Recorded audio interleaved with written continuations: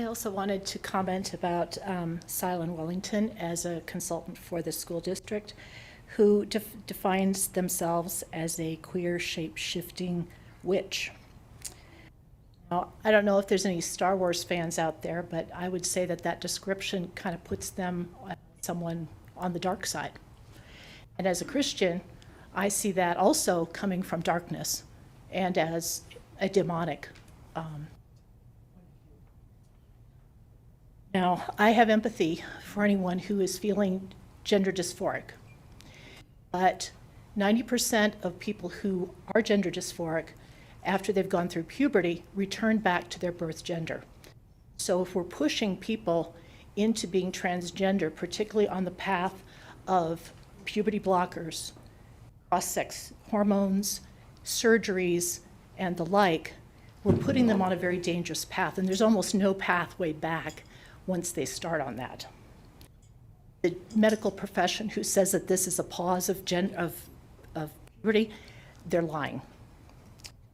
Girls are particularly susceptible to this, whereas in a social group of girls, when one starts being wants to be trans, 30 to 50% of her friends suddenly are becoming trans. I don't think that that is a true gender issue. That is a peer group, peer pressure issue. So I urge you to not use this consultant because their beliefs, their pushing of transgender ideology into our school district. Countries like Sweden were on the forefront of the gender transition movement, and they have, if you haven't noticed, they have backtracked and are stopping their programs.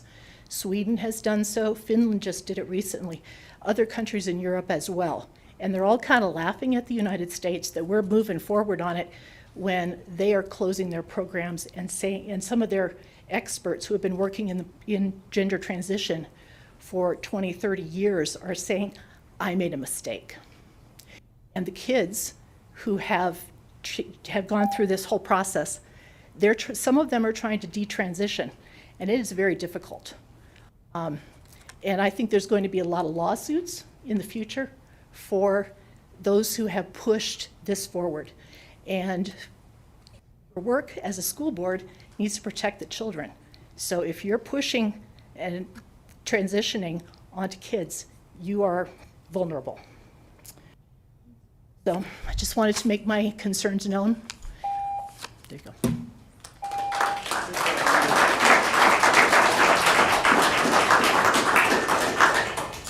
Sharon Penny.